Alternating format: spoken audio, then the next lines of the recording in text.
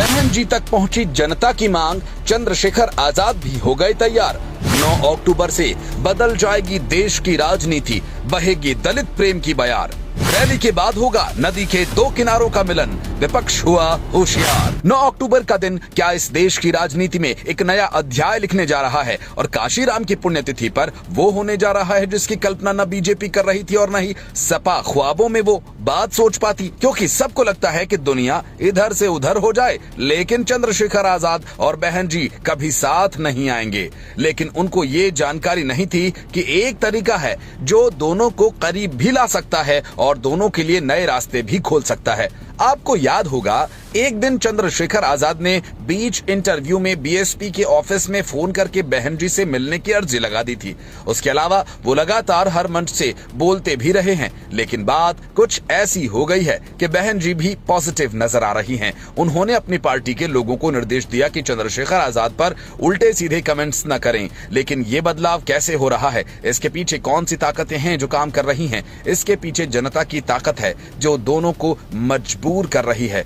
प्रीतम कुमार बुद्ध नामक एक यूजर ने ट्विटर पर लिखा कि आखिर 2 रैलियां क्यों निकाली जा रही हैं। 9 अक्टूबर लखनऊ, बहुजन समाज पार्टी बंटवारा नहीं एकता चाहती है। अगर आप दोनों सच में सत्ता वापसी चाहते हैं तो अपने सारे मतभेद छोड़कर एक मंच पर आ जाएं, और एक मंच से आवाज उठेगी तो सत्ता की दीवारें हिल जाएंगी। ये बहुजन समाज की पुकार है। ये मांग करने वाले प्रीतम कुमार अकेले नहीं।